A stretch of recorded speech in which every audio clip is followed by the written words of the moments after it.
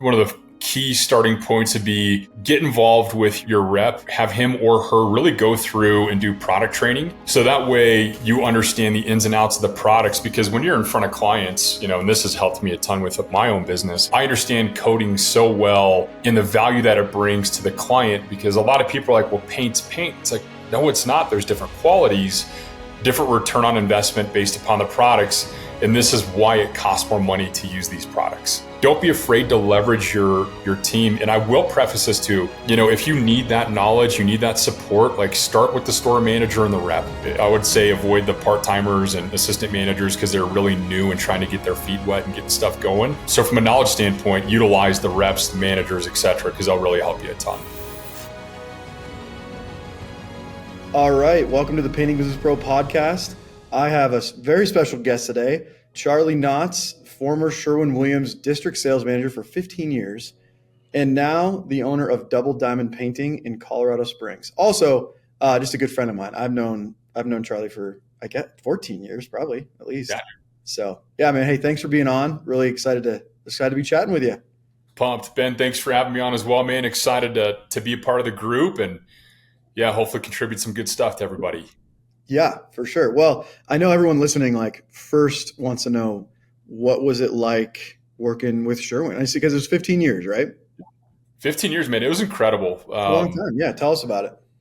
Yeah, it was a great company. I mean, I started out of college in the management training program up at Colorado State and jumped into assistant manager. That's it, bro. Let's go Rams. Go Rams. And worked my way all the way up to a district sales manager in that 15-year period. And it was incredible. Being 22 years old and running a multi-million-dollar business and understanding the ins and outs. I didn't know jack about paint. I mean, I had no idea the difference in sheens and products and all that stuff.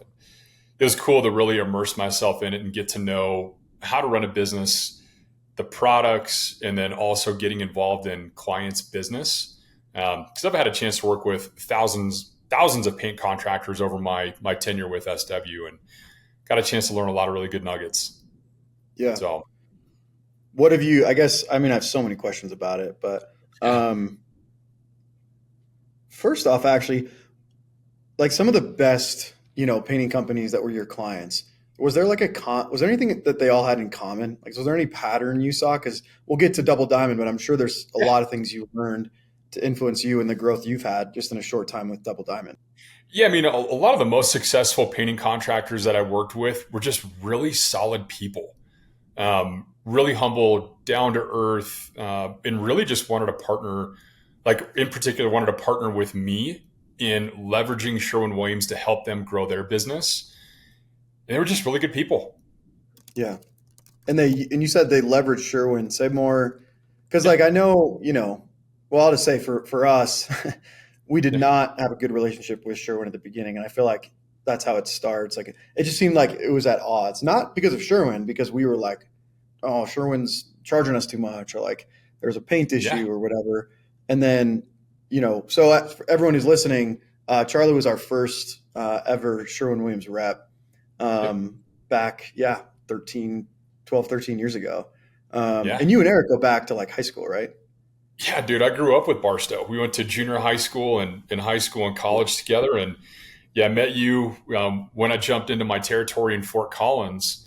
And I remember it. We were working really hard to get Foothills converted over from qual paint. That's right. So Sherwin-Williams was kind of that big, bad, high priced, not a whole ton of value. And it was fun really kind of seeing that transition and seeing you guys take off and explode in just the best of ways. So, Well, so I think everyone wants to know, how was Eric in junior high and high school? That's what we want to go with this combo. Dude, I don't think he's changed one bit. That makes sense. I think he's the same height, the same stature. The dude was a complete savage back when we were in elementary, man. I was like, this guy's going places. I just got a good feeling about him. Yeah, that's great. Same height in junior high. Dude, have you seen, you saw him at the PvP Summit. He's beefy. He's getting stacked, dude. Dude, he got some muscle on. I hadn't seen him for a few months. I was like, dang, dude, you're looking ripped. That's great. Yeah, that makes sense, man. When I met him in College Works, there was something different about him, you know? So when he left College Works Painting, I was like, where's that guy going? You know, and ultimately when I left and I found out he started his own, you know, so yeah, I know what you mean. Like just that he's got the eye of the tiger or something Yep. where, you know, he definitely he's going places. So We'd be in the Laurie Student Center at CSU, and I would see him literally hustling people, like in front of like Panda Express, like trying to get people to sign up for painting business and College Works and all that stuff. And I was like, damn, yeah. this guy just does not stop. Yeah, dude. Yeah, he has no fear, you know. Talking in front of like 400 person classes, you know, daily at CSU. Yeah, he had it. He had it down. So, Yeah, count me um, out. No way. yeah, I know, dude. I never actually did that. I just couldn't do it. I passed out a clipboard and was like, sign this if you want to join College Works. Yeah. Yep. So back to Sherwin. Well, I guess the main question is, how can painting companies like so a lot of people listening, you know, just started or they're anywhere from like 0 to let's say like 2 million. Mhm. Um, so how can they like really leverage, like you use the word leverage, how can they leverage and succeed in their relationship with Sherwin? I think one of the key starting points would be get involved with your rep and have him or her really go through and do product training. So that way you understand the ins and outs of the products, because when you're in front of clients, you know, and this has helped me a ton with my own business, is like I understand coding so well in the value that it brings to the client, because a lot of people are like, well, paint's paint. It's like, no, it's not. There's different qualities, different return on investment based upon the products. And this is why it costs more money to use these products. So, you know, from a knowledge standpoint, they're incredible. You know, and also from a partnering standpoint on marketing, they can do custom T-shirts, they can do yard signs, custom magnets. You know, we do stickers for all of our paint cans. You know, and I've co-branded with Sherwin Williams on so many different things. Uh, you know, and not only that though, pricing. You know, something to keep into consideration is you can always have a conversation with your rep or your store manager and say, here are the products that I want to go to market with, and what can we do to get more competitive pricing on these, because I really want to push these products.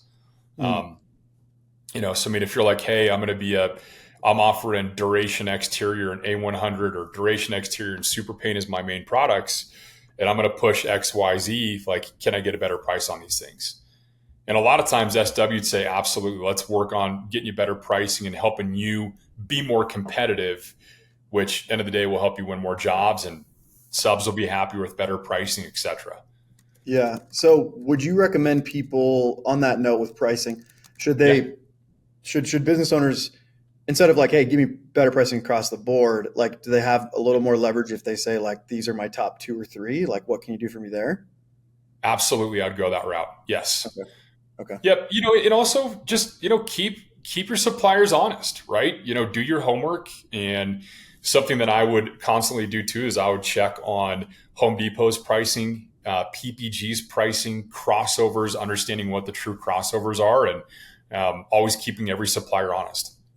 Okay. Yeah, I like that. I like that. And I didn't even think about that from the we do a lot of co-branding with them as well. Yep. I think that's great. I mean, for any business owner, you know, but if money's a little tight, but you want to get some branding going, like, yeah, talk to your Sherwin rep, see if they can, you know, it's not like they don't just give stuff free, but it's way cheaper than buying it on your own. Um, Yeah, they've got so many good resources. Like I would sit down with, you know, my painting clients when I was a rep, and I'd have a really good understanding of how they operated their business, and I'd create marketing flyers for them. So I'd create, you know, products with a good, better, best that they would be able to present to their client in a portfolio or digital mm, copy or whatever they needed, just to really help them differentiate their business from all the other paint companies. Because yeah. it's pretty incredible seeing, you know, you had asked me a question earlier about like what made the really good companies from the not so good companies. Man, the good companies just had their stuff together. You know, Mm, from a presentation side, they were very professional. They could communicate and articulate really well the products and why they're offering the products and the warranties behind them and all the different things. So it's huge. yeah. I Yeah. definitely take advantage of it. That's good. I think just for our companies, what I'm taking away from the first thing you said, as far as the product training goes, like Mhm. we don't, I mean, we sell a ton of Emerald, Duration, and Latitude, but we don't know much about those. And I think there's an opportunity for us Yeah. to learn more, to be able to, just talk the talk more and set ourselves even more apart from the competition, you know? It's huge. Yeah. I've gone as far as like taking people in the back of the warehouse and opened up paint cans and applied products and, talking about wet hide versus dry hide, or talking about, what makes Latitude different from Duration, right? In the moisture guard technology and how it dries from the top down. And just, there's so many different benefits, but from being a business owner now and having that understanding of the products, I can communicate that so well to the client. And they're like, damn, this guy knows what he's talking about. Like, I trust you because you are the paint expert. Right. Yeah. Well, and it points, like, for everyone listening, it really points to, the mom and pop shops, right? That sell, they don't do sales. They just, like, every job that just is theirs. I mean, they're booked out 2 years in advance because they are just, people just trust them. Like, they're the masters at it. Like, they know the ins and outs of them. They're not scaling their businesses, but they really do know the ins and outs. And I think what you're saying, Charlie, like, this doesn't take a lot of time to just become a master at, like, especially just your main products. Like, understand caulking, understand primer, understand the two or three top exterior, two or three top interior paints that you use. You know, Yep. that's That's huge. exactly. We're gonna get. I like literally made a note for our companies. Like, we're gonna get better with that for sure. Yeah. And as you have new people joining your team as well, right? Is I would encourage you to get them in front of your rep or store manager and have them do that hands-on training. The amount of times that I would literally go in with estimators and project managers from monster paint companies, and we just go through trainings, and they would ask me questions and what to do in this situation, or what to look for, what's going to cause a paint failure here, or just what benefit can I bring to my client, right? Yeah, yeah. Um, that's I'm so glad you brought that up. So for those listening, building a team, leverage your rep. So, like, don't be taking pain questions basically from any of your sales reps or production managers. You should not be answering those questions. Get them in front of the rep. The rep knows more than I do anyway. So, like, we enacted that early with our companies. It's like, hey, if you got a paint tech question, like, call the rep first. If you need to make a decision with a homeowner, obviously that's where I'm here for. But, like, you got paint tech questions, like, call the rep. For entrepreneurs, business owners, like, we're so busy. That's one free thing to take off your plate, is like paint tech questions. So if nothing else, get a good rep for that. You know. Yeah. Not only that, though, if you're ever up against something, I just dealt with a complaint here last week. We had some stucco delamination, and obviously I understood everything in what was taking place with the substrate. But I brought my Sherwin-Williams rep out there to add additional credibility and walk it with the homeowner and say, look, like, this is not a paint failure. Like, this is a substrate failure. Therefore, this is what we have to do to get this fixed, et cetera, et cetera. And, like, it just added that additional credibility. So don't be Yeah. afraid to leverage your team. And I will preface this too. Sherwin-Williams has a monster amount of people and employees. If you need that knowledge, you need that support, like, start with the store manager and the rep. I would say avoid the part-timers and assistant managers because they're really new and trying to get their feet wet and getting stuff going. So from a knowledge standpoint, utilize the reps, the managers, et cetera, because they'll really help you a ton. Nice. Well, so my next question was advocacy, as far as when issues arise. You said it best already, but yeah, we've used our reps a lot for, when there are paint failures, when things are happening that we just don't know the answer to, or maybe we've lost some trust with the client. And so it just brings that new level of authority and real credibility to have, like, a literal Sherwin rep come out and take a look with you and the homeowner. Yeah, I think that's huge. absolutely. The amount of times that I've been on complaints where, drywall was an issue, but they wanted to blame the painting contractor for it.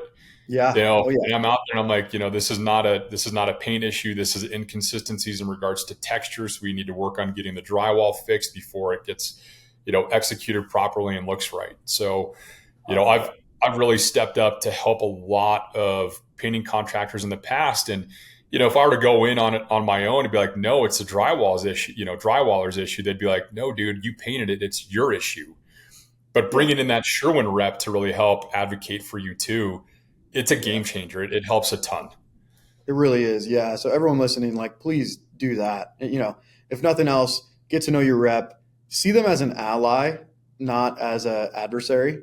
And yeah, have the, like allow them to help you. Also, if you're a solopreneur, if you're by yourself right now, it's fun to just work with other people. So like even that, I've talked to enough Payments Pro members where it's like, yeah, some of their first friends, like some of the first partners was like their Sherwin rep, like someone was I didn't have anyone in my corner, but like I saw my rep once a week. So that was nice to not be doing it so alone. Yeah. So, The other thing that I encourage too is like, for a lot of business owners who are struggling to get leads, I would highly suggest getting to know the front line of Sherwin. And what I mean by that is that the part-timers, the assistant managers, because they're the ones that are going to be in front of all the DIY customers that come into the store. They're helping them pick colors. They're helping them with paint. They're talking to them about different paint things and, build relationships with those employees because they're going to be the ones passing your card out when the homeowners are looking to hire a painting contractor. So the amount of business that I have gotten for myself, even this year, just with my relationships is, it's insane. And I'm not paying to market that. Right. Well, so how do they choose who to, so the frontliners, the managers, how do they choose who to recommend? Is that just their call? It's their call. It is literally their call. So if we always had a saying at Sherwin, it's, friends buy from friends. Like go make friends, right? Go make friends with the front line. Go make friends with the part-timers, the assistant managers, get to know them, and build that rapport because, as you build that trust and rapport with them, who are they more likely to pass out, your card or somebody else who they've never seen before? Right. Yeah. Obviously yours. Like they're going to pass out my card or your card. Yeah. That's awesome. That's good. So really just anyone at the store, there's no like Sherwin standard. It's like you can refer out whoever you want to refer out. Yep. Yeah. And a lot of times they'll pass out a couple of cards just from a liability standpoint. They want to make sure that they're getting some good exposure, but man, I guarantee you they're passing out people they like and people they trust. And as you continue to buy more and more paint from Sherwin, you continue to build those relationships. Like that goes a long way because then you become a brand ambassador for Sherwin Williams and they trust you, right? Yeah, I love it. Yeah, last question for you on Sherwin. So after being with them for 15 years and now you're not with them, would you still, like, are they the ones, like, would you choose them over any other painting company? 100%. Yeah. Okay. 100%. And the reason why I say that is like, there's a reason why Sherwin's the biggest paint supplier in the world. They've got it together. Like they have their own supply chain logistics. They have everything that they possibly need to streamline. They have the consistency. For example, even for Foothills, right? Like you guys don't just do business in Fort Collins. You guys are all throughout the state of Colorado. So you have all these different Sherwin stores where you can get pricing and it's always going to be consistent. Versus Benjamin Moore, you may have Gyrie's, you may have Ace Hardware, you have all these different spots where the pricing is going to be inconsistent.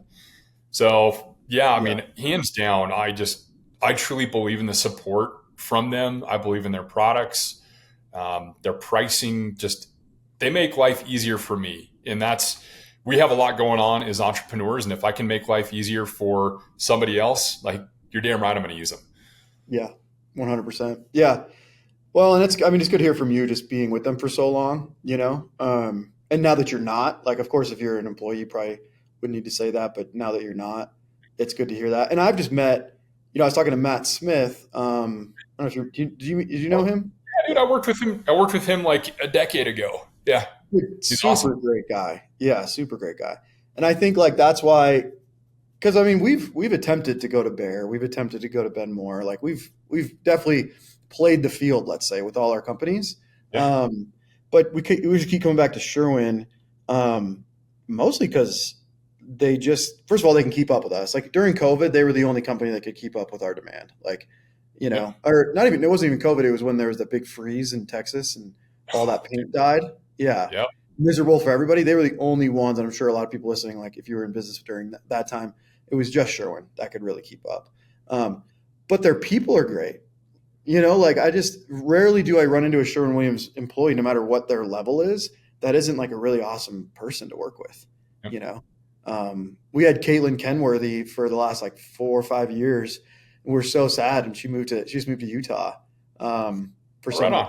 I think she got a promotion, on the commercial side, but it was just so sad because she's just so great, and it's hard to think of a Sherwin person that I've met that I haven't like enjoyed working with. And that wasn't like very helpful, so.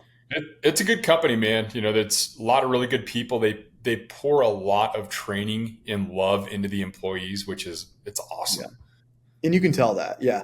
Like, yeah, you can tell that. I mean, because I've really tried to get the dirt, get really good friends with them. And it's like, there's just not, yeah, I mean, every company has their stuff, but like, there's just Sure. not like, oh yeah, actually Sherwin's really like this. Like, no, they're like really good to their people, It's So, a well-greased machine, dude. And I'll tell you what, I wouldn't be in my position that I'm in right now if it wasn't for what I've gone through and what I've learned. yeah, I love it. Actually, one other question. Speaking of Matt Smith, so I was chatting with him the other day. So if you don't like, if a painting owner, business owner doesn't, it's just not jiving with their Sherwin rep, like it's just not a good fit. Just don't. It sounds like you're allowed to like ask for a different rep. Is that right? Like Yep. you're allowed to say, hey, I would like to work with someone else. Well, 100%. I mean, Yeah. end of the day, Sherwin Williams is there to serve their client base. Yeah. And if you're not jiving with your rep, you're not getting along, they're not doing what they say they're supposed to do, like they're just not following through and bringing value to your business, I would suggest having a conversation with, the store manager and then getting the sales manager or district manager involved and just saying, look, I want to continue to do business with you guys and I would love to see a change on my support. I'm just not getting the help that I need. Okay. That's good. Yeah. So for everybody listening, it's pretty rare. So if you keep going through Sherwin reps, it's probably you. But yeah, if that happens, I think that's just really good because some people don't have a good relationship because they're not jiving with the person. They just like kind of give up and just don't even talk to them unless absolutely necessary. It's like, don't do that. Everything Charlie just laid out, like you want to have a good relationship. You want to leverage that relationship with your Sherwin rep. So ask for someone else. Yeah. Talk to store manager, get the district manager involved or the sales manager. And, don't need to make a big, like, doesn't need to be this big thing. It's just like, yeah, I just would like someone else. Like, that's it, Absolutely. Yeah. So, okay. So tell us then why'd you, tell us. So when did you leave Sherwin? 2 years ago. Yep. Okay. 2 years ago. So tell us why. I mean, why'd you end up leaving? And let's kind of get into Double Diamond a bit. Yeah. It was just time. Like God bless Sherwin, absolutely love them. They kept wanting us to move. And that's something that can be tough with Sherwin is, you find somebody that you really like, you get involved with them, and then they end up moving because they're getting promoted to different positions. And, I'd gotten to a point where I started my family and just gotten rooted down, bought a house and absolutely loved where I was at in life. And I was like, I don't want to relocate. So I'd kind of hit my ceiling and said, you know what, it's time for me to spread my wings and figure out something different. So I'd actually taken a bit of a hiatus from the paint business and went into a tile company while my wife and I started the paint business and kind of got some things up and running. So, it was just time. I wanted to spread my wings. And what do I know really well? I know paint incredibly well. So I was like, okay, good. So I know that really well. And what can I do with the paint business? And I can scale the shit out of it and I can scale it quickly and I can be very profitable and I can create a life that I truly want to live and not be tied down to a corporate life where I have to work my 40. I've got to be here at these certain points. Like, yeah, I was excited. I was like, this is a great opportunity for me and my family. If you're listening to the podcast, almost every single person that we talk to on the show is someone that we have worked with at Painting Business Pro. If you run a painting company or you're starting a painting company and you are really serious about building an amazing business while having a great lifestyle along the way, that is what we do best. When you work with us, you'll plug in to all of the systems, playbooks, training, and get coaching from me and my team. That's the training, systems, playbooks, and team that runs our currently $40 million portfolio of painting companies. It's the stuff that's working right now. We're actually doing this stuff day in and day out, and we love coaching people and helping people grow. So if you're interested in getting some help and working with us, head over to paintingbusinesspro.com and apply now, and we look forward to talking with you soon. That's awesome. Well, and so you've had some like serious growth. So last year was your first year in business, right? Your first full year? Yes. Okay. Yep. And how much, like, were you doing anything else? Was it just painting, or what else were you doing? And then what was your total revenue and all that? Yeah, so I do a couple things. So I own a real estate business as well. So I do fix and flips, and we own rental property. So I had that going, and then I was working a full-time corporate job, and then we were running the paint business. So yeah, we had a Wow. lot going on last year. Okay. Yeah. You had a But full-time corporate job. What was that? Where were you, or not where were you at, but what was it? yeah, so I was in the tile business. So I was in flooring. So I I didn't see that. completely pivoted to a different industry, and I couldn't necessarily start my paint business while working for corporate, Sherwin Williams, because I would have been fired Yeah. pretty damn fast. Yeah. Yeah. So, that was kind of the logical step for me. And yeah, man, I mean, it was a really good year, very hectic running, being in the full-time corporate job, running my real estate business, and then really working hard to grow the paint business. So, we finished just shy of 400,000 in revenue last year, and dude, my foot wasn't even on the gas. Yeah. That's awesome. Did you have pretty good net too? I mean, did you make some good money? Oh yeah. Yeah. I mean, the fun part is like, didn't take a single paycheck from the paint business last year, like plugged everything back into the business. So, I mean, it really just kind of catapulted when I left my full-time corporate job. I mean, it's been an absolute blessing. Yeah. So 400K, you sold all that yourself? Yep. Sold it and produced it. Sold it and produced all yourself. With how many subcontractors? So I had about 4 subcontractors that I worked with. Oh, that's another good plug too Yeah. is, for Sherwin, if you're looking to get help, leverage Okay. your rep for subs. Yeah. Because, so I'll just put it in perspective. So like, I ran a territory here in Colorado Springs, and my customer base alone, I had over 400 painting companies I worked with. Yeah. Jeez. And I was one rep out of 7. Jeez. Yeah. Okay. So, something that I did is I vetted all my clients and figured out the really good painters and people that I jived with and that I wanted to work with. And yeah, brought them on board, tried them out on multiple projects, and figured out who's going to be the best representation for our business from a quality standpoint, communication standpoint. And yeah, they're just crushing it now. It's been awesome. That's awesome. So, I mean, just to underline that, talk to your rep about if you're having a hard time finding subcontractors, which a lot of people do. Yeah. Talk to your rep, like you said 400 just for you. 400. Yeah. Yeah. That's insane. And there were 7, so 2,800. Is that right? 2,800 ish. Yeah. At any given time. And growing, which is insane. Now, every market's going to be different. Colorado's a little bit different beast with, barrier to entry because we don't have to have contractor's license, and, everybody and anybody can pick up a paintbrush. I mean, it doesn't mean they're going to be successful by any means, but yeah, man, it's been huge. You got to leverage that side and get in front of good subcontractors. Yeah, that's awesome. So what was your marketing mix last year? How did you find this 400K? So, combination of different things. I really tried out a lot of the lead generation sources. So Thumbtack, Angie Leads, Angie Ads, Yelp, and then really worked hard to grow the organic side of my website. Blogs, really working on the marketing side of things to start really growing organically. And then Sherwin Williams, and then obviously as we really got things kicked off and going, it became a lot of word of mouth, referrals.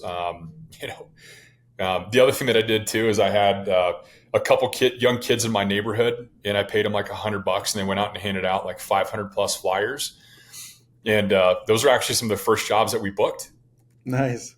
So they did a nice little Facebook post for us, and then I went and yard signed every corner in my neighborhood so people were seeing us. And yeah, I mean, I think I booked like 40 grand in business. In your it was like, neighborhood? Yeah. yeah, Yeah. yep. I love that. Yeah. Yeah. Why not? Why not start it close to home? Less drive time. Yeah. Well, that's it, dude. And we live in a great neighborhood. It's it was started to get built out in like 2012, so a lot of the homes are needing paint jobs. So, it's easy. I was like, this is easy pickings. Let's go do it. Let's do it. Yeah. How did you? What was like do you know what your main primary lead source was of all those, or was it pretty? It was a pretty good mix. Good.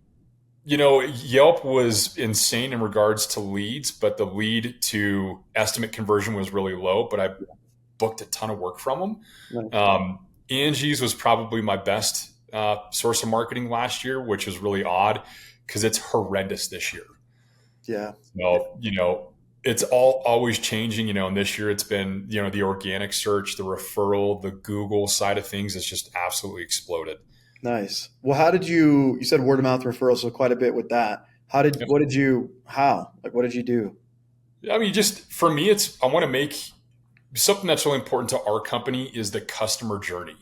Yeah. And I want it to be, one of the best customer experiences possible from a home service business.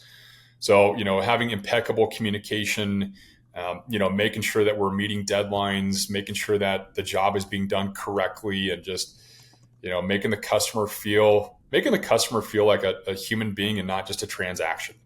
Yeah. So, we created, this last year and this year, I've made a lot of friends. Like I've gotten to know my customers really well and created really good rapport. And it's exploded in such a good way because they're like, dude, this guy's awesome.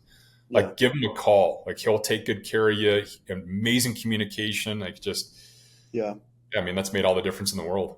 Yeah. Well, hopefully we beat that in enough with like on PVP shows and, every time Eric's talking, but just for everybody listening, I saw someone ask like, hey, what's your referral program on the PVP Facebook group the other day? And I see that in all different painting. I mean, any different contractor groups, I'm in a ton of them, and it's like, what's the best referral program? And it's like, do phenomenal work and communicate well. I mean, keep it simple. Yeah. You don't need to make this shit complicated. Like, right. You know what? If you want to give a customer a gift card for pass your name out and take care of them, great, go do it. But if you can step up and provide the best value and the best experience possible for your client, of course they're going to recommend you out if people need paint jobs done because they trust you. Yeah, I don't think there's an amount that's going to get you more referrals than just doing really good work and having people be like, holy shit, that was a great experience. So there's just no shortcut, and we've tried. I mean, trust me, at the beginning of Foothills, like the first 5-6 years, it wasn't about a great experience. It was about sales, new sales, new sales, new sales. We're not going to see those people again for 10 years. So just get new sales, pretty I mean, we still painted houses good for the most part, but it wasn't a focus. We had a lot of angry people. Like we did a lot of bad jobs, and it's like, what a mistake, and now it's like our number one focus. Like reviews are more important than revenue to us on a weekly basis. And now, like you're saying, I mean, it's becoming exponential, the growth. Well, and what I really like about PVP is just really setting that foundation from, the lead coming in to asking the right questions, to just going that step above, being like, you know what? Like, I want to know what's going on with your project, so I'm really prepared for that estimate. And then you get to the estimate, you knock the estimate out of the park, and you build rapport, and then you execute the job phenomenally. You stay on track, you communicate well, you produce great work, you punch the job, you get reviews, and just it's amazing because it is truly exponential, right? Like, building something special takes time. Yep. And the more and more that I hear that, and I know you guys beat this in too, is like, it's so freaking true. And if you grow, I've seen companies in my past that grow so incredibly fast, and they're bursting at the seams and they grow too fast. And then they lack integrity. They lack follow through. They do shitty work and it goes south really fast. And then I've seen companies that grow really smart and they grow really, really smart and they grow slower. And then they just explode. Yep. Because they have it figured out and it just takes time. Yeah, exactly. It just takes time. It doesn't need to take as long as it took, I tell every single time I talk to a PVP member or any of our, MPG partners, like it doesn't need to take 15 years to do 10 million, but it's not going to take 2 years. Like you've got to you do need to build it. It's kind of like what we always say is like, the more you slow down, the faster you actually go in business. You've got to slow down and stop chasing shiny objects and stop trying to figure out the next sale. Like slow down. How good is your product? Like, are your clients just like over the freaking moon with like the experience? Or are they like, yeah, it was pretty good. There were some issues here and there, but that was pretty good. Thanks. Like that's not good. That's not good. So Yeah. There's a saying we had at Sherwin. It was, slow down to speed up. There you go. And you got to execute it, right? Like, and that's why I said the customer journey is the number one focus for our company right now. Is like, I want it to be an out of the world, excellent experience where they're just like, damn, Yeah. like these guys have it together. Like, this is a very special company. We just don't see that anymore. Right. People just don't give a shit. They're like, I want to get the job done. I want to get finished. I want to get paid. I want to move on. It's like, no, dude, like, make something special. Yeah. 100%. So do you have, as far as sales for last year, did you just PVP sales process, or did you have another process that you worked? Man, I followed the course to a T. Nice. And, I execute it every day to a T. I mean, it is such an amazing program, and, really teaching you the fundamentals of how to execute and all the nuances that you need to really deliver that value to the customer. Yeah. Good. Okay. Good to hear. Yeah. It's funny. I always tell, people are like, well, I'm pretty much using it, but I'm like not doing the pre-close, or like I'm not. And it's like, hey, I mean, do whatever you want, but like we have failed so much. Like, why don't you just learn from all the fail? Not to say that our thing is perfect. Like, we're always iterating and making it better. Like, but stop trying to, like, we already fell in those potholes. Like just go fall in, like, come up here and fall in different ones with us, Well, dude, that was a huge thing on why I joined PVP in the first place. Is like, I know sales like the back of my hand. Like, Sherwin that was part of why I joined them, is like, they are a sales machine. And like, I understood, early stage objections, and I understand all the strategies and the pre-call planning and all these different things that we need to do. And I was like, man, I can just go in and wing it, or I can figure out a good program that's going to provide me the blueprint to be successful. And I was like, I know you guys, right? Like, I worked with you. I grew up with Barstow. I was like, this is a freaking no brainer. And I mean, it just, everything that was provided in it was just, I mean, you can scale a business to the moon with what you guys have done, and it's awesome. Nice. Well, thanks. Yeah, I think it's just funny because it's like you're basically just buying our mountain of failures. I think that's what I tell people. It's like, I don't, and don't follow them if you want to try some other way. Like, go ahead. Probably you'll end up doing it the way we're doing it, because like we probably already went down that road and failed, and that's why we're on this road. But like, I don't know, if you find something awesome that's not in the stuff, like, let me know. I'd love to test it out. I'd love to try, and put it in there if it works. It was funny. I mean, last year I had, I think the month of May of last year, I only sold like 20 or 25 grand in business. And I really started getting back and, really dialing in the program, going through all the nuances. I was like, I'm going to follow this thing to a T. Yeah. And then in June, I sold 6 figures. Damn, that's awesome, man. And it's just like, holy shit, this works. Like, I'm not going to deviate from this anymore, because it's tried, it's tested, it works. Like, follow the script. Set these people up from, instead of being window shoppers, like, I'm going to turn this customer into a serious shopper. Like, I mean business. I'm going to give you a discount. You like me, you want to book with me, let's go. Yeah, exactly. Yeah, I love that. Yeah, and it's different, again, for everyone listening, like, the saying "we've always done it this way" is one you want to avoid in business, because things are changing constantly. So like, you got to change with the times, but like, until something's not working, like, keep working it. Like, the sales system, like, really works. Like, it really does. So work it. And then, at NPG, like, we're iterating it. I mean, well, I won't go into depth, but like, we're constantly iterating all of our SOPs and making them better. But like, the core rarely has ever changed. Like, the core stays as the core, because fundamentally, like, there's the 4 keys of the book, and like, fundamentally those 4 like just don't change. Yep. Like, the 4 reasons why people buy. If you fulfill those, you're good. So yeah. It's huge. I think the biggest struggle that I've had is just that emotional roller coaster, which I know a lot of businesses and business owners go through. You ride these magnum highs. You sell a crap ton of jobs, and then you get crickets for a week or 2 weeks or whatever it is. And, it's just like, man, like, man, just embrace the journey, right? Yeah. Embrace the journey. That's right. Yeah.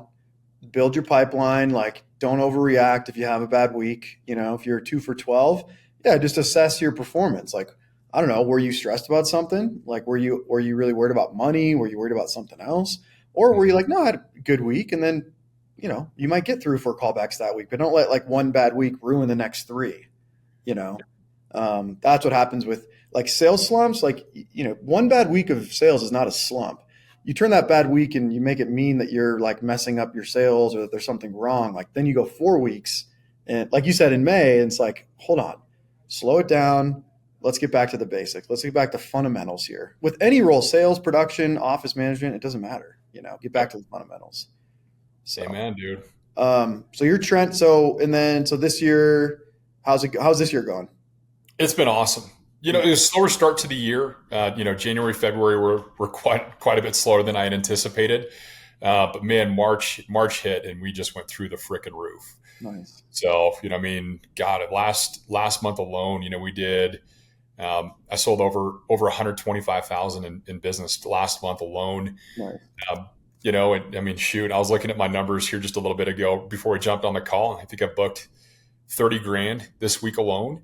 So, Nice. we're ripping, and it's really fun to see the hard work paying off and staying diligent with, all of our lead sources, really pumping that love into the business. And pumping the love. I like that. Yeah. That's it, man. And just in embracing the slow too. Like I think for me, I get really uncomfortable when I'm slower.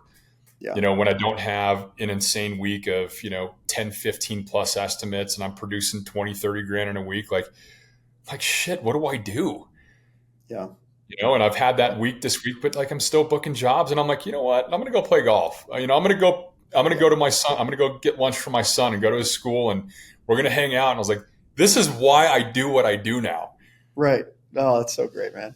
I know it's so cliche to say life is short, but it's like, man, if you really just connect to like how short it really is, Yeah. and just like how much time we just don't have. I mean, you would just chill out a little bit more. Yeah. I've been really personally, like just for my own personal growth, like really been focusing on that every single day, multiple times a day. Like, hold on, dude. Like, just we're painting houses. Everything's going to be fine. We're all good. Like, let's just relax a little bit. Doesn't mean things don't matter. And like, yeah, let's succeed. And like, there are stressors, but like, you're going to just chill the fuck out a little bit, Right? It's I like, don't know what- damn, dude. Like, I know. want to live my life. I want to enjoy what I'm doing. Like I'm a business owner for a reason. Like I want that flexibility. If I want to dip out and go for a mountain bike ride or go to the gym, take care of myself, go grab lunch with my family. Like, I don't care what it is. Like, part of my calling is, living true now. And if I don't take advantage of living my life, dude, I'm going to get my ass kicked because I will let business dictate my life. Yes. Instead of me 100%. dictating everything else. It's like, man, like I got to take control and know what I want to do. Yeah. And I want to have as much fun as possible. Yeah, 100%. And there's, there is nowhere to, and just all from my own experience, like this is my own stuff, but like I lived a long time, like there was somewhere to get. Like I remember way back in the days, like just hit 1 million so we could join EO, Entrepreneurs Organization. Like that was our whole thing, like hit 1 million. And then we did that. And then it was like, all right, do 2. And then it was 5. And, and it was always like, once I get to this number, I can like rest or like, then I'll have made it and I can relax. And I mean, I can just tell you that stress and anxiety, it doesn't go away. Like we did just shy of 30 million last year at MPG. Jesus. Like same shit. There is nowhere to get. Like you've got to do the internal work, like the dirty, internal dealing with your own bullshit work. To really be happy. No, I don't care how much debt you're in, what revenue you're at or not at. It's like internal mental stuff. There is nowhere to get, Yeah, that's where the work is truly at, and that's something that I've been focusing so much on is like getting super, nitty gritty about, building my character, who I am as a person. Like, what does my life look like? Where do I want to go? What type of dad do I want to be? What type of husband do I want to be to my wife? Like, who do I want to be? Like, how can I be the best person possible? Because that love that I give to myself, then, I can pour into other people. And, if I'm happy and living a fulfilling life, like, dude, I want to look back when I'm an old fart and be like, damn, I lived a good life.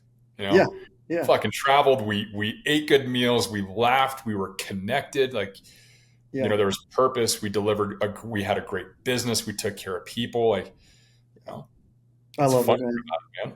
Yeah.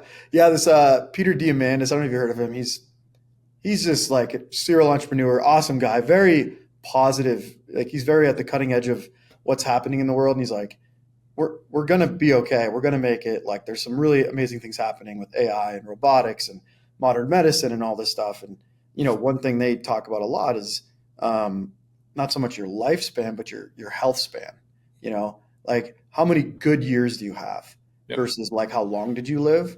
And I think when you slow down and focus on what you and I are talking about, laughter, joy, seeing your kids, exercising, eating right, like those things matter. You can't sacrifice stuff like that for the later, you just can't.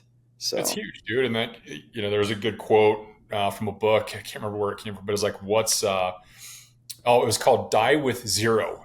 Nice. Phenomenal book, but it talked about like, what's wealth without health?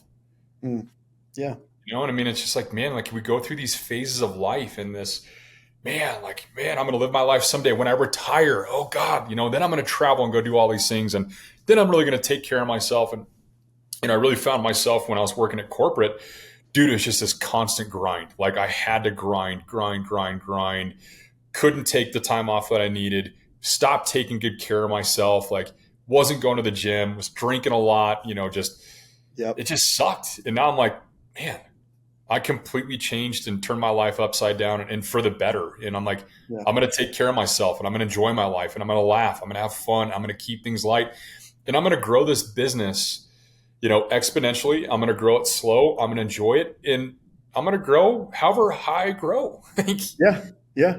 I'm going to be successful no matter what I do, but success isn't just revenue, right? Success is like the quality of life that I have, being present in the connections that I have with my family, my friends, the people that I'm around. Like, I don't know.